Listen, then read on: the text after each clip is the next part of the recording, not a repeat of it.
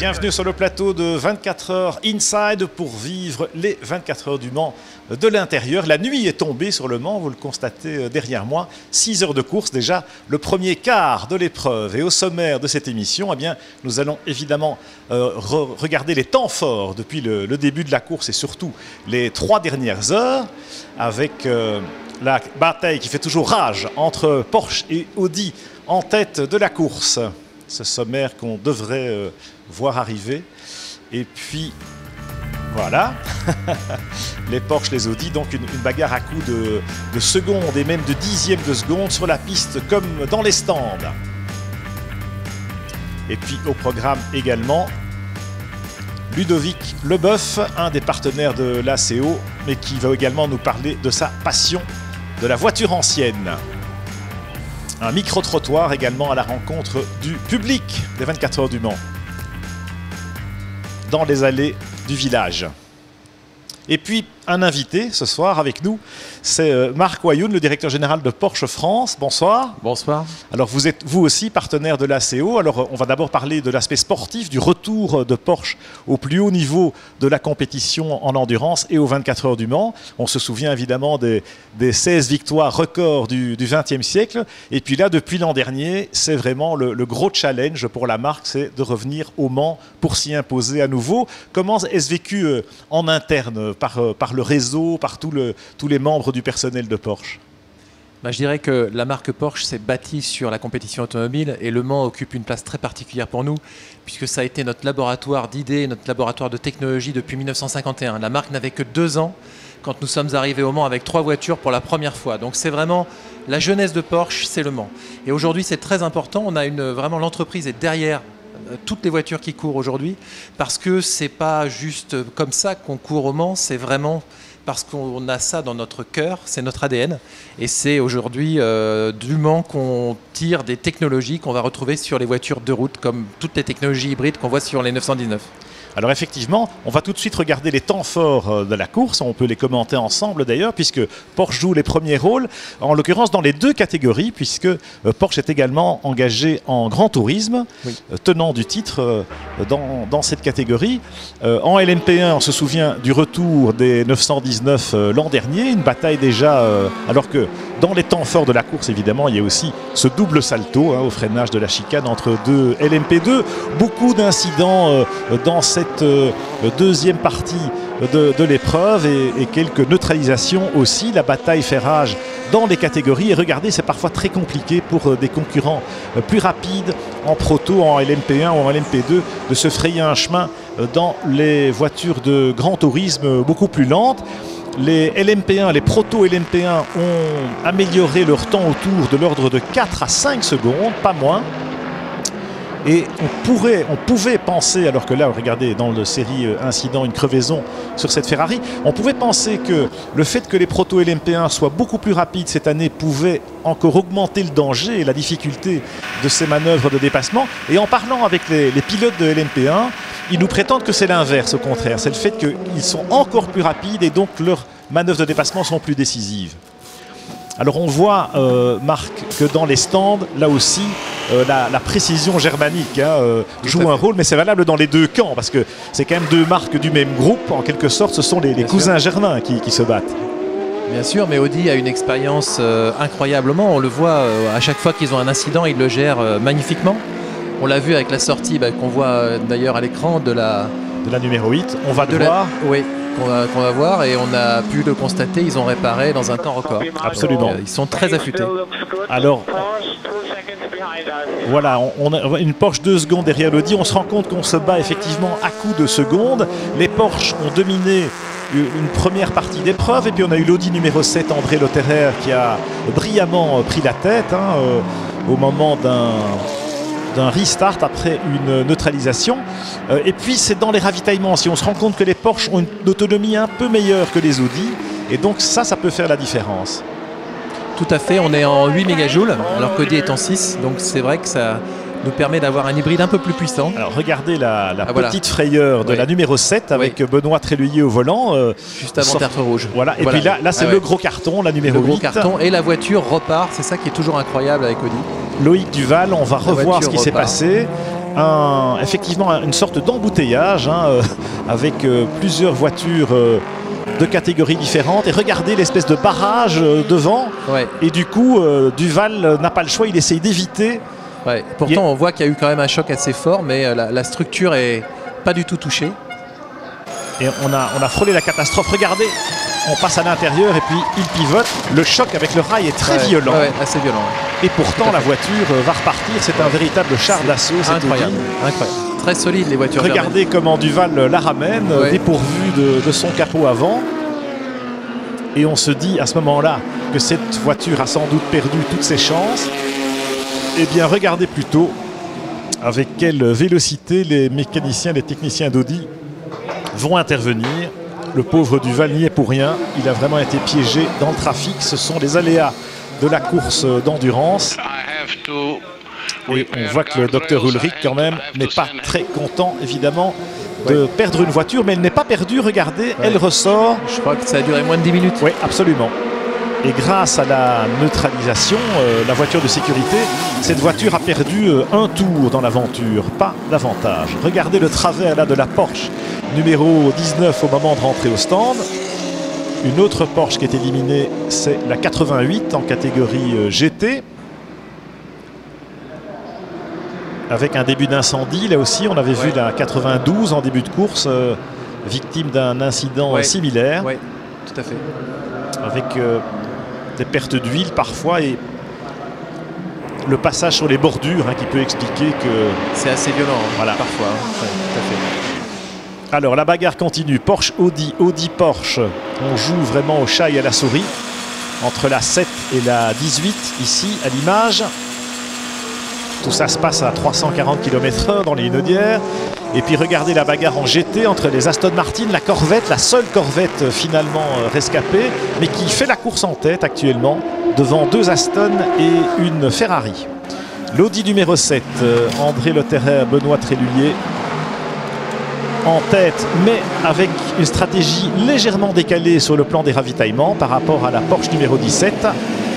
C'est donc actuellement la Porsche qui est en tête, devant les deux Audi, la 7 et la 9, et puis encore deux autres Porsche. Les quatre premiers se tiennent à peu près en 30 secondes après 6 heures de course. Inutile de dire que rien n'est joué et que la bataille s'annonce grandiose tout au long de la nuit et encore de la journée de demain. Ça va être un beau duel et n'oublions pas Toyota. Oui, alors Toyota, c'est vrai qu'ils sont en embuscade, mais enfin ils sont moins performants. C'est vrai que Toyota, ils sont déjà à 2 tours, mais bon, la nuit est longue, on annonce peut-être un peu de pluie, alors pas de la grosse pluie, sans doute des faibles averses, mais ça peut bouleverser évidemment les stratégies les mieux établies. Pour piloter dans ces conditions-là, en nocturne, sous la pluie, avec des voitures aussi performantes que ça, Marc Wayoun, il faut naturellement une technique de pilotage, une expérience. Et ça s'acquiert, et forcément, les clients de Porsche sont des amateurs de voitures sportives, de conduite sportive, et vous avez développé un partenariat avec l'ACO, avec ce nouveau bâtiment dont vous allez nous expliquer un peu la genèse et l'objectif. Oui, effectivement, c'est déjà l'ACO qui opère notre école de conduite depuis plusieurs années, avec des instructeurs diplômés qui sont très compétents et qui permettent à nos clients de se familiariser. On voit ce fameux bâtiment, on voit le Porsche bâtiment, effectivement. Experience Center. Donc on avait une très belle école, mais on n'avait pas l'écrin qui allait avec. Et on s'est dit qu'avec l'ACO, on pourrait construire un centre d'expérience client qui va aller beaucoup plus loin que l'école de conduite, qui va permettre également à tous les clients qui achètent une Porsche neuve de venir au Mans, vivre la marque au cœur de la légende, pour se familiariser avec leur voiture. Donc on aura toute la gamme disponible, ils n'auront pas besoin de venir avec leur Porsche, on va leur prêter une voiture qui est équivalente à leur, et même une deuxième. Par exemple, un client Macan va pouvoir aussi rouler en 911, ils vont pouvoir rouler sur circuit, faire des ateliers techniques et faire un tour du grand circuit, donc sur route ouverte, les Hunaudières, Indianapolis, pour vivre la légende du Mans et voir où la marque a créé finalement son ADN. Alors pourquoi justement ce choix? J'entends bien votre raisonnement, mais le fait d'être en osmose véritablement avec non seulement l'événement des 24 heures du Mans, mais le lieu aussi qui est mythique pour la marque. C'était une discussion qu'on a eue il y a plusieurs années avec l'ACO, qui souhaitait également développer les activités en dehors des périodes de course. Et on est vite tombé d'accord pour se dire qu'il y avait un vrai potentiel, déjà pour Porsche, pour faire venir des clients, mais également pour la CO, pour pouvoir développer une espèce de vitrine aussi, et qui permettent aussi d'avoir des porchistes ou des entreprises qui font des conventions toute l'année, qui vont venir au Mans, qui vont également venir à l'hôtel, qui vont pouvoir faire des visites des châteaux de la Loire par exemple, qui sont à 1 heure de route.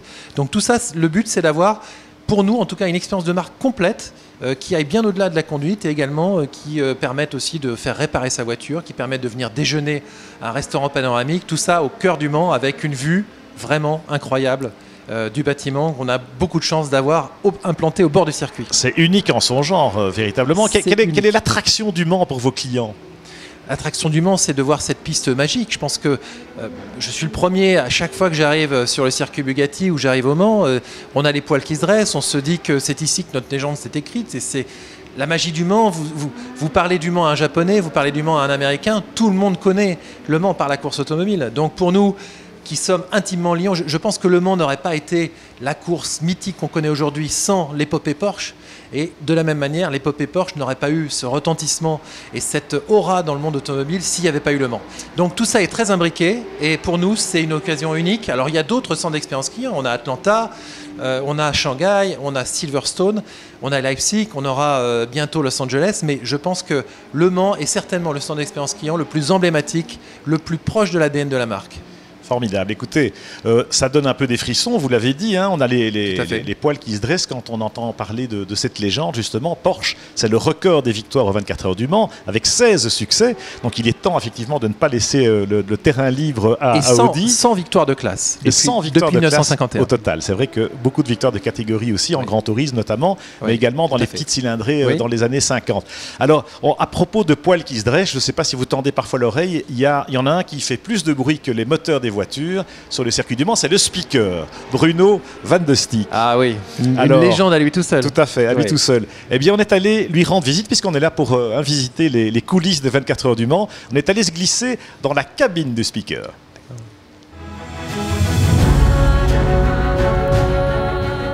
Les 24 heures du Mans, c'est une très grande course. Un, de par sa durée déjà, et deux, le terrain de jeu est très très étendu. Mais pour que le public qui vient ici s'approprie cette course, comprenne ce qui se passe, il faut en fait forcément un commentaire. On fait souvent le parallèle avec un terrain de football. Même si vous êtes sur le gradin le plus éloigné ou même s'il n'y a pas de gradin, généralement vous voyez toute la surface de jeu. Aux 24 heures du Mans, c'est un circuit qui s'étale sur plusieurs hectares.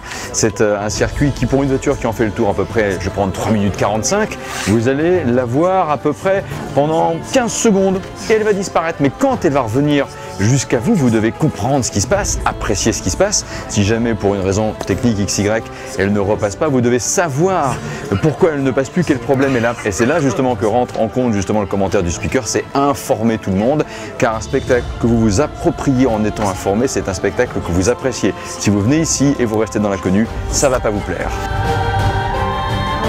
Ah, les souvenirs du Mans, moi j'aimerais bien, alors je vais vous dire un souvenir que j'ai pas vécu, c'est l'arrivée de 1969 avec Jacques X qui gagne avec 1,5 seconde d'avance sur une Porsche qui termine deuxième. J'aimerais vivre ça. Parmi les très très grands moments, je vous citerai bien sûr la victoire de la Peugeot 905 en 1993 pour la première, c'est pour moi un souvenir très fort, c'est pas forcément des anecdotes. Ça a été aussi l'arrivée de l'édition qui fut donc là en 2010 aux 24 heures du Mans avec les 13 secondes 8 entre l'Audi qui gagne et la Peugeot qui termine deuxième, ça a commenté, c'était absolument fabuleux. Ça, ce sont des moments vraiment très très forts. Quand tout se joue dans les derniers tours, qu'on dit la voiture là passe en tête et que vous entendez les clameurs du public qui reviennent jusque là, ça c'est fort, ça qu'on a envie de vivre.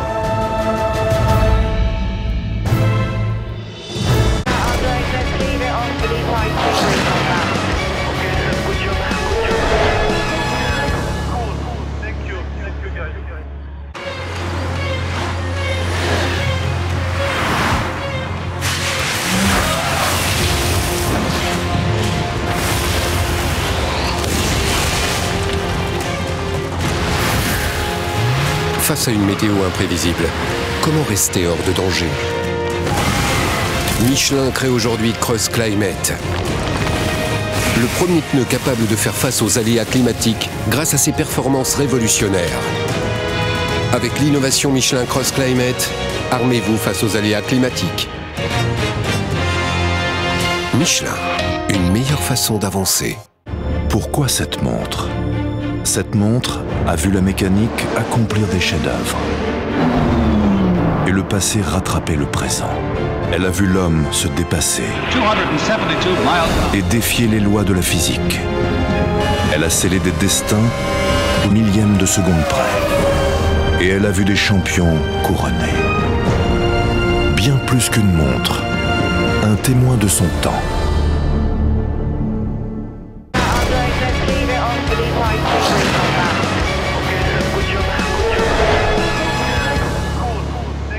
Retour sur le plateau de 24 Heures Inside en direct depuis Le Mans, depuis la nuit des 24 Heures du Mans. Vous savez que vous pouvez suivre évidemment la course et les moindres faits et gestes des pilotes sur le circuit grâce à notre application des 24 Heures du Mans, la fameuse app que vous pouvez télécharger. Elle vous donnera accès à tous les classements, toutes les infos, le live timing comme on dit, mais aussi les caméras de la télé, les caméras embarquées. C'est l'outil indispensable pour suivre et pour vivre la course en direct. Nous sommes dans les coulisses de la course, Inside 24 heures, comme son nom l'indique, avec des invités, des acteurs des 24 heures aussi, comme Ludovic Leboeuf. Bonsoir Ludovic. Bonsoir Pierre. Vous représentez évidemment Alain Figaret, qui est l'habilleur de l'Automobile Club de l'Ouest et des 24 Heures du Mans. Ça fait quelques années déjà, et ma foi, on est toujours ravis de porter vos chemises, vos polos, parce que c'est très qualitatif et ça correspond bien à l'élégance finalement de l'endurance.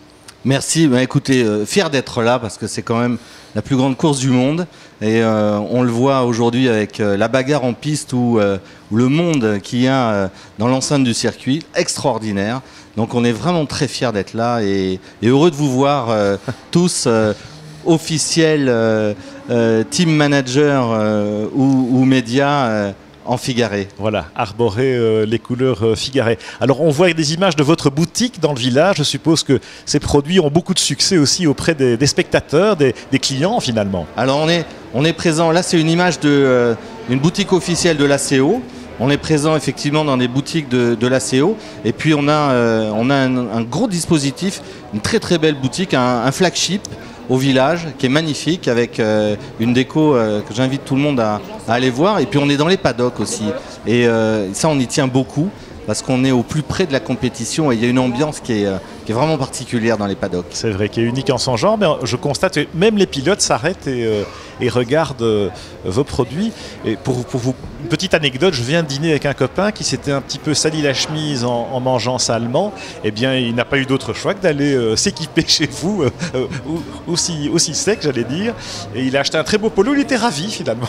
Comme quoi, le hasard peut parfois bien faire les choses. Mais ici, on ne parle pas de hasard parce que c'est vrai que ce soit les concurrents ou effectivement votre flagship store dans le village du Mans, ce sont vraiment des musts. Il faut passer par là parce que ça fait partie de l'élégance justement dont on parlait. C'est vrai que le Mans, c'est aussi une course qui une sorte de nivellement par le haut en quelque sorte du comportement. Oui, alors les 24 heures du Mans, c'est la course avant tout, avant les marques, mais au-delà des voitures, des pilotes et des teams, il y a des marques qui sont fidèles au Mans et j'espère que nous en faisons partie. On commence à nous voir depuis plusieurs années et quelque part on participe à la fête.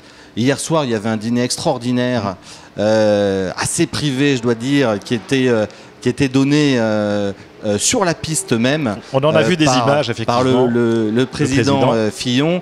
Et on a vu Tom Christensen qui a gagné 9 fois, je crois. Enfin, j'en suis sûr même. Oui.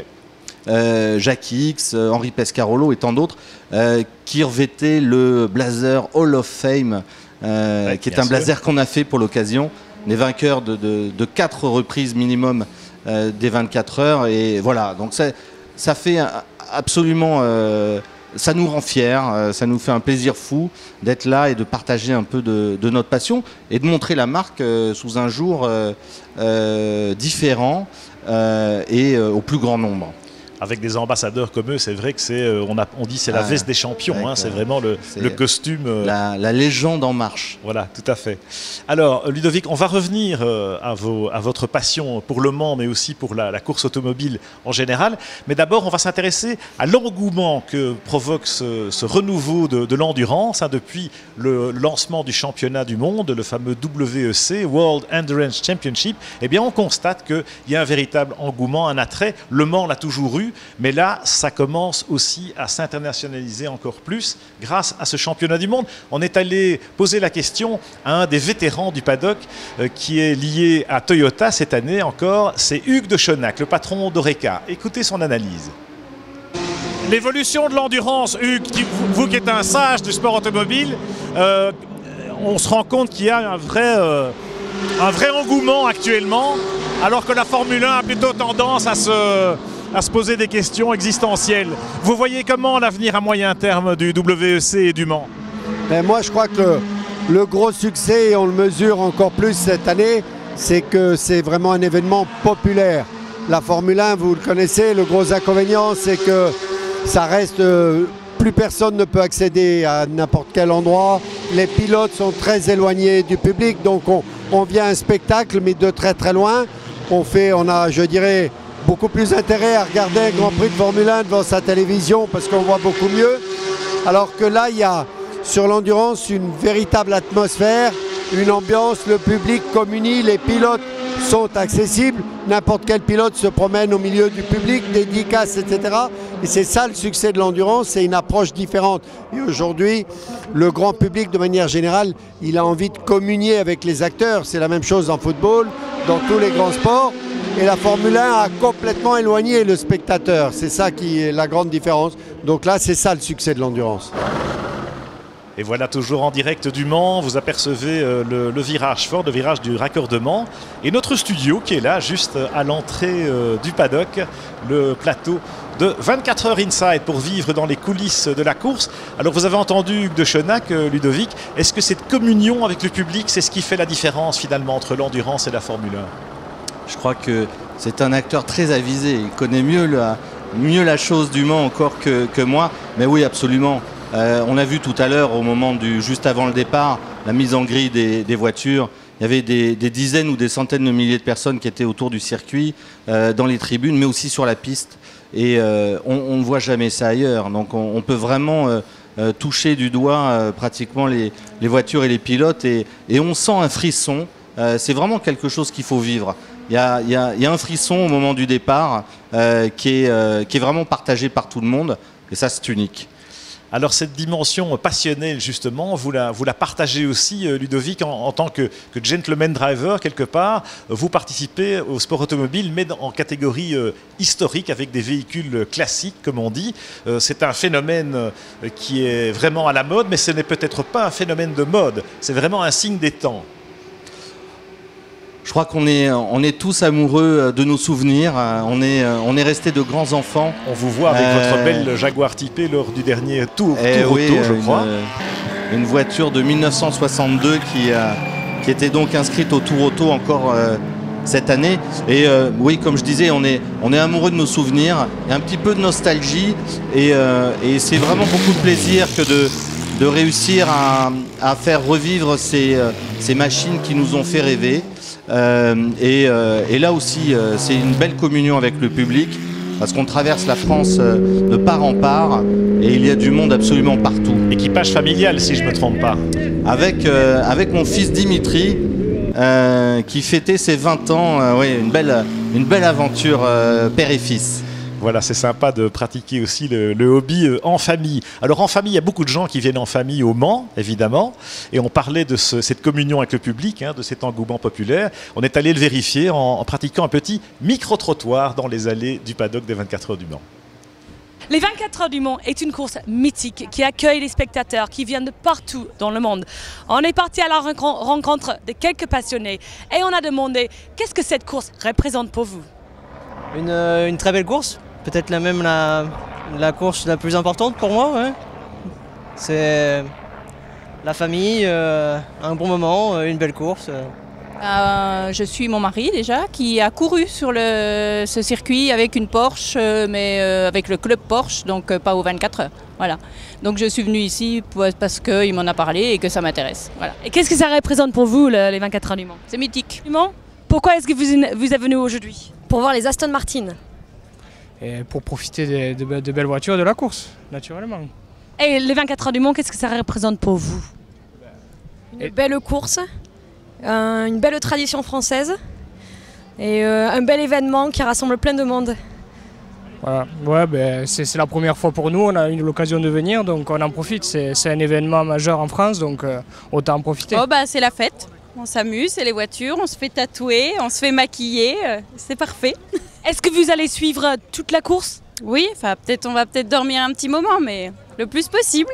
Et pourquoi pas? Super, et vous êtes venus avec vos amis? Oui. Vous voulez venir? Venez. C'est votre première fois ici? Non, c'est pas ma première fois ici, parce que moi je roule un petit peu aussi, donc voilà. Je suis passionné de voitures et donc c'est pas la première fois qu'on vient là. Et les 24 heures du Mans, ça représente quoi pour vous? C'est surtout la compétition automobile, le bruit des voitures, la course, enfin voilà, c'est la technologie et puis faire la fête avec les copains. Un bon week-end entre amis, le beau temps, coin détente pour les filles, une course de voitures, franchement c'est bien. Pour vous? Alors c'est la première fois que je viens en 24 heures du Mans, donc je découvre et puis je trouve ça exceptionnel. Est-ce que vous allez suivre la course? Oui, je vais suivre la course. Est-ce que vous allez profiter un peu de cocooning au pavillon des femmes? Je pense qu'on va profiter un petit peu de tout. C'est la course à pas rater, une course unique en France et où il y a beaucoup d'équipages, beaucoup de voitures et vraiment beaucoup de passion autour. Donc on vient en famille. Je vois ça. Et madame, alors qu'est-ce que ça représente pour vous? Exactement, le sport automobile, toute la passion qu'il y a autour, tous les gens qui sont heureux d'être là et qui profitent de la fête. Et vous allez suivre tous les 24 heures du Mans? On est arrivé hier soir et on repartira demain, oui. Pour moi c'est une grande fête du sport auto. Et puis cette année pour la première fois, l'opportunité de la partager avec mes petits bibous. Donc voilà, un week-end sympa entre copains. Et voilà, international, des mécaniques, voilà, le soleil, tout va bien. Et alors, ça te plaît? Oui. Très bien, merci beaucoup et bon 24 heures du Mans. La passion n'a pas d'âge, Ludovic, on voit ça, c'est vraiment une fête populaire qui réunit les familles. Tout le monde est heureux, on se fait des sourires, on partage des stress quand on voit une auto qui est en difficulté. Et effectivement, il y a des papas, il y a des mamans, il y a des enfants, et puis il y a des jeunes, il y a des moins jeunes. J'ai rencontré hier des gens qui étaient là depuis, je crois que c'était la 60e ou 64e édition qu'ils suivaient. Extraordinaire.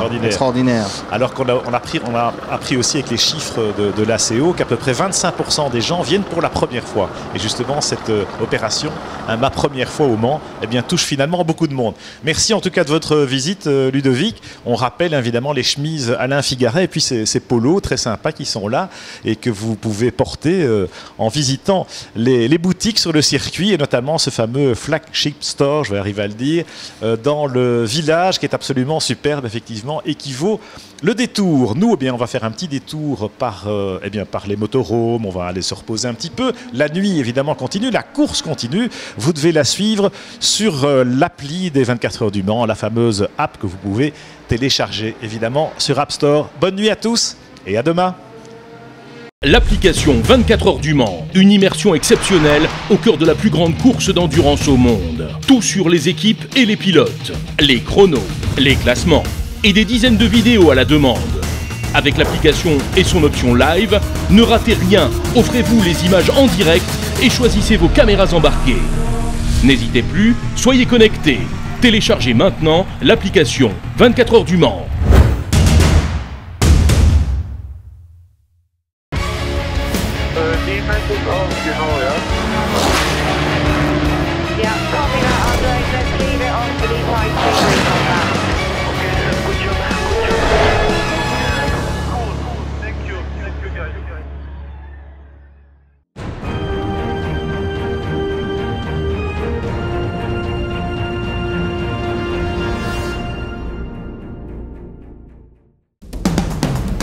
Les 24 heures du Mans comme vous ne les avez jamais vues.